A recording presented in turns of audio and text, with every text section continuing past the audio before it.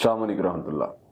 لوگ سوال کرتے ہیں جی رمضان میں جادو کا علاج کیسے کریں؟ کیا جنات باندھے ہوئے ہوتے ہیں اور اس طرح سے تو پھر علاج آسان ہے؟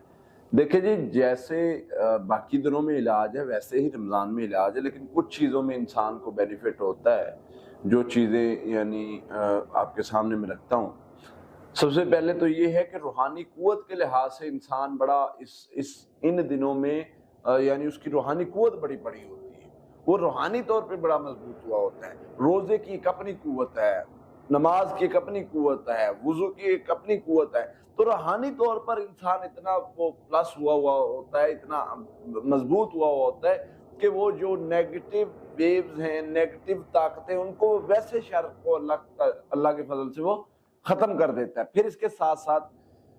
انسان چونکہ روزہ رکھتا ہے اور روزے میں ہر گناہ سے بچتا ہے اور نیکی کرتا ہے، تو یہ بھی ایک پازیٹیو پوائنٹ ہوتا ہے اس انسان کی روحانی قوت بڑھانے کے اعتبار سے۔ اور پھر اس کے ساتھ جب وہ پڑھائی کرتا ہے تو اس کی پڑھائی جو تقوی اختیار کرتا ہے اس کی پڑھائی میں زیادہ تاثیر بن جاتی ہے، تو وہ پڑھائی بھی بہت زیادہ اثر انداز ہوتی ہے۔ پھر اس کے ساتھ ساتھ انسان جب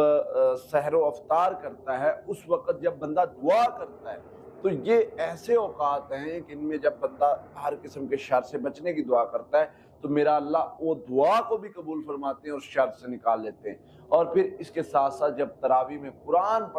سنتا ہے اور پڑھتا ہے، یقین کریں یہ ایسی تھراپی ہوتی ہے، یہ ایسا علاج ہوتا ہے کہ انسان ایک طرف سے وہ کھڑا قیام میں اللہ کے حضور ہے اور دوسرے نمبر پہ اس پر قرآن پڑھا جا رہا ہے، تو یہ ایک مطلب اس کے اندر سے شر کو نکالنے کا بہترین طریقہ ہوتا ہے۔ پھر اسی طرح سے آگے چلتے ہیں،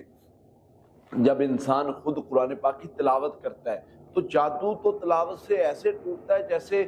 بہت آسانی والا کام ٹوٹ جاتا ہے۔ تو یہ اس کے ساتھ پھر بندہ حفاظتی پڑھائی ملا لے تو وہ کمال ہو جاتا ہے، اور صدقہ ملا لے تو کمال ہو جاتا ہے۔ تو اتنی چیزیں اکٹھی ہوئی ہوتی ہیں، تو اللہ کے فضل سے ان دنوں میں آپ جادو کے علاج پہ تھوڑا سا فوکس کریں، تھوڑی سی محنت کریں، تھوڑی سی کوشش کریں، تو واللہ رمضان میں جادو کا علاج بہت آسان ہو سکتا ہے۔ بہت آسانی سے اللہ کی رحمت سے ہم بڑے سے بڑے جادو کے مسئلے سے نکل سکتے ہیں۔ تو ان چیزوں کو اپنے اندر لائیں، انشاءاللہ بہت فائدہ ہوگا اللہ کی فضل سے، اور اللہ تعالیٰ آپ کی پریشانی تکلیفوں کو دور کر دے گا انشاءاللہ۔